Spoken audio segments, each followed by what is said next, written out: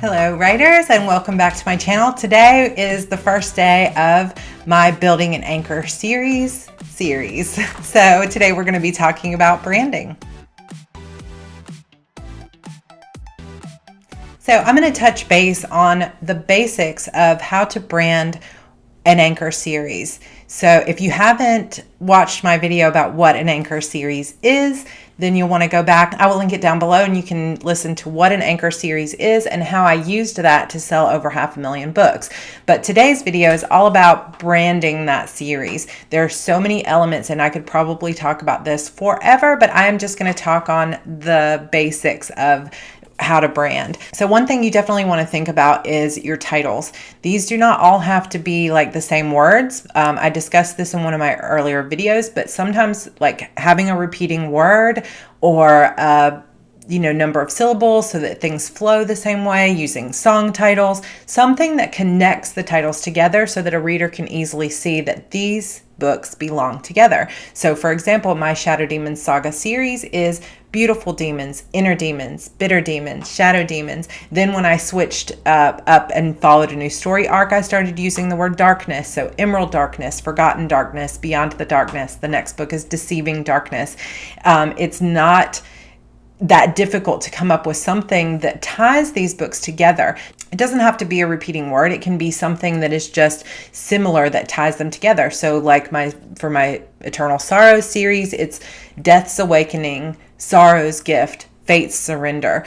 I used a similar naming convention in my recent Willow Harbor series that I'm writing with a few other authors. It's like Vampire's Descent, Hunter's Revenge, Witch's Mark, Triton's Curse. So you've got that, just that recurring apostrophe S with a, word at the end, like a noun at the end. So you've got just different ways that you can use the titles to show that these books all belong together. It could also be like a song title, like Always on My Mind, or You're the Light of My Life. Just look at how other people have done it. There are a million different examples out there. Just go start looking for series in your chosen genre and see how other authors have used these title naming conventions to tie their series together. Now, it doesn't have to be that every title is completely unique, but with the way that the world is getting flooded with books right now, I would recommend that you go on to Amazon, Google, iBooks, somewhere where there's a great bookstore a lot of people are using, and start searching for the title you're thinking about using. So like if you wanted, you were thinking about using the word darkness, for example, like I'm using, pull up maybe like 3 different things, like brainstorm Into Darkness, Forgotten Darkness, Hello Darkness.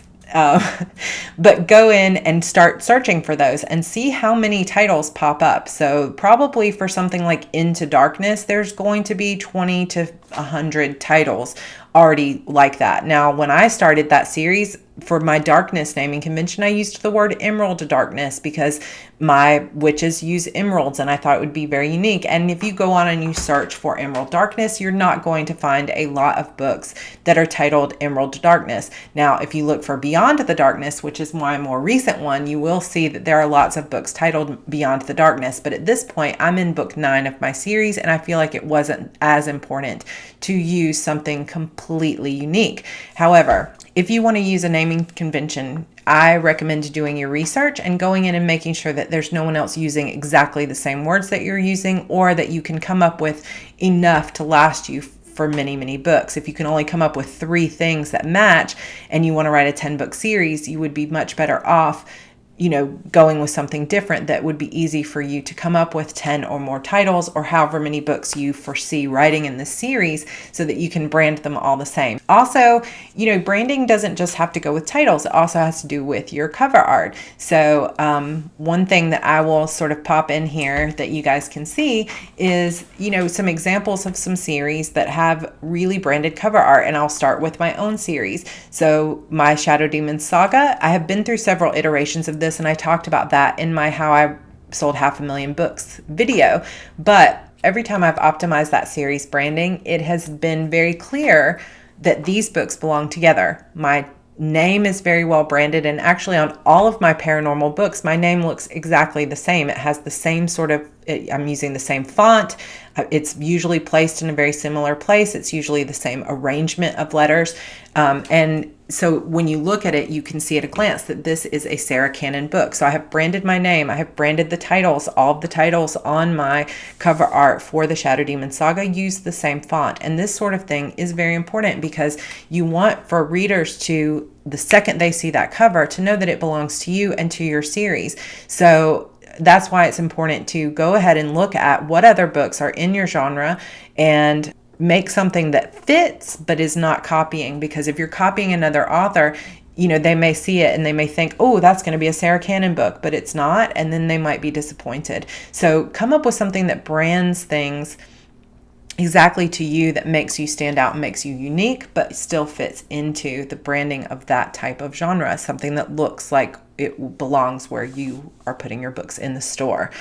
Also, the cover art itself, the colors, the style. You wouldn't want to put something that was like very iconic, like a, think of the 50 Shades of Grey covers. You've got these items, like a necktie, and I don't even know what's on the other ones. But it's items. It's not a person on the cover. So if you did, a necktie on the first one, and then you put a girl or a couple on the second one, they're not going to look as branded. If you had a gray, this gray tone for the first two covers, and then you switch to red for cover number 3, it's going to be very jarring. So it's always better if you can keep the color scheme the same, keep the branding the same. If you're going with a landscape, stay with landscape. If you're going with a couple, go with a couple the entire time.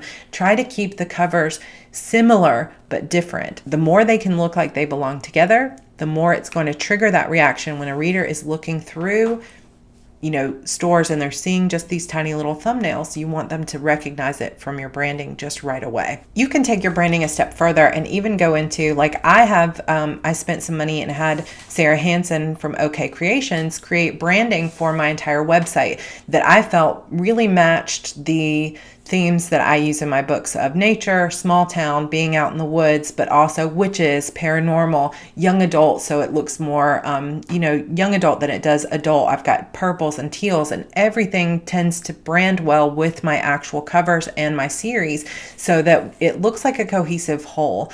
And I use that branding pretty much everywhere you see my name. And it just keeps, everything nice and tight. So the more you can brand that, and you can even take it a step further and say the formatting of your books. If you're using a certain kind of font for your title of your chapters, continue to use that. So I'll pop in some examples here of, I've been formatting inside Vellum, which is something you can use on a Mac. And it is beautiful because you can brand all of your books to look exactly the same in paperback, ebook, and you can use the same sort of elements to make it very much a cohesive whole. Use branding in your metadata. Use the same types of keywords, the same, like when I'm saying metadata, I'm talking about like your blurb, your description, your keywords, and all those things.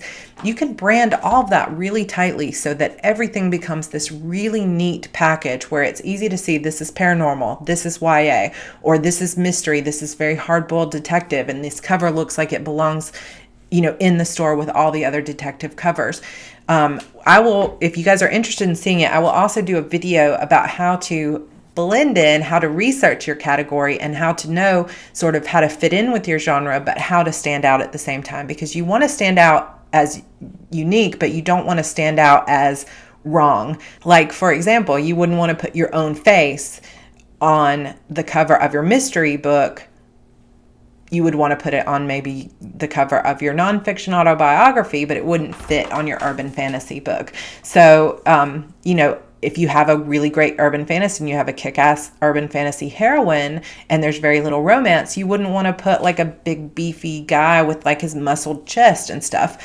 Like my husband calls them like man chest covers. That wouldn't fit for an urban fantasy. It would look great in a paranormal shifter romance. So if you guys are interested in seeing that, I can talk more about how to brand your cover art and all of that to specific genres and how to research those genres and figure out how to fit in. But for today, this is my tip for branding. You want to make sure the titles are branded so that they all seem to match each other in terms of you can easily see how it's either a repeating word or a type of phrase or some other type of naming convention. Your website can be branded to the type of genre that you write.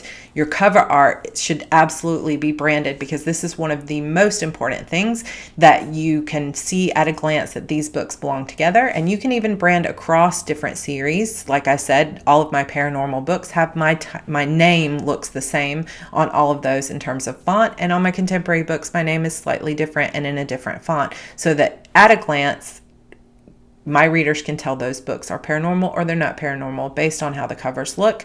And then also even going into the formatting and the way that you write your blurbs.